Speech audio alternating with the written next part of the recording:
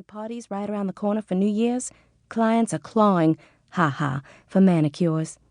Mother isn't about to swap good business sense for sentimentality. At least there's time for half an Oprah rerun and a few diet Reese's cups. They're bite-sized instead of regular.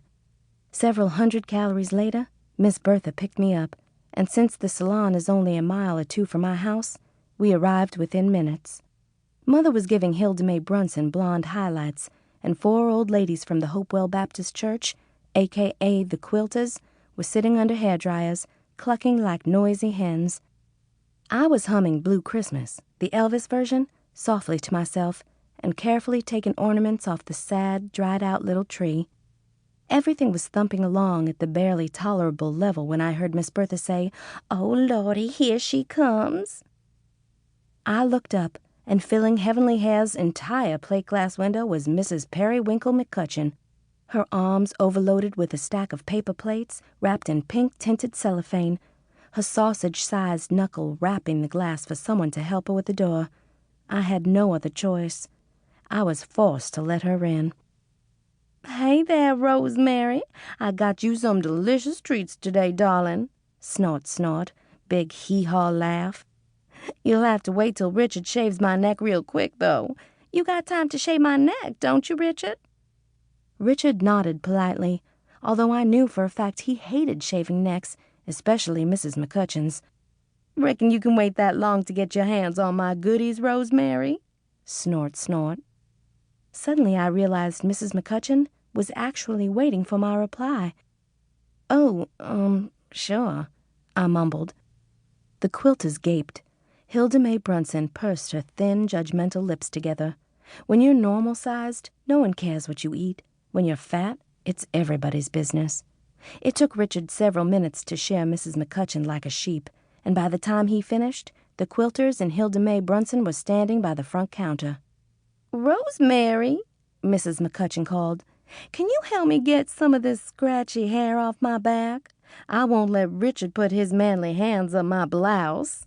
Snort, snort, cackle. Richard does not have manly hands. In fact, nothing much about him is manly. Richard mouthed a "thank you, God" at the ceiling and rolled his eyes. "Okay," I said, and prayed that the Quilters and Hilda Mae Brunson would leave before Mrs. McCutcheon made another giant fuss over the sweets. Slowly, I brushed the stubby black hairs off her barn-sized back. "Hurry, sugar pie. Willie Ray and me and the boys is going to try to make it to Catfish Campus before the rush," Mrs. McCutcheon scolded, and then, with everybody listening, she said it. "Rosemary, I swear you look more like me every day.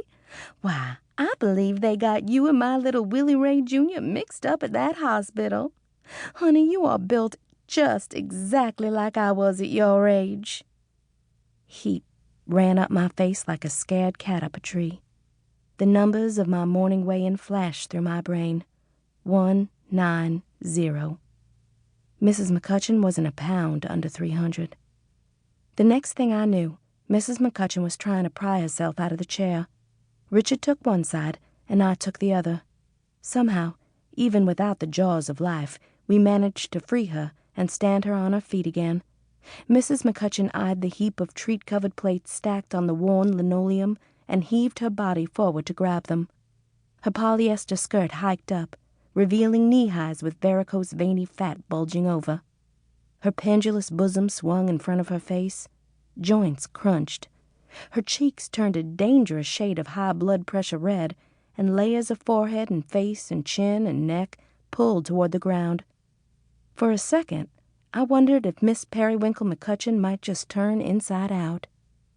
When she was miraculously upright again, the tight little salon expanded with relief. Mrs. McCutcheon turned toward me and held up the pile of goodies. I shifted my eyes away from her and caught a glimpse of my reflection in the mirror. The whole salon is nothing but mirrors, unfortunately. It was then that I saw exactly what Mrs. McCutcheon was talking about. The resemblance. It wasn't her imagination. It was real. "I brought tea cakes and blondies and sand tarts just for you, Rosemary," she went on. "You don't even have to share.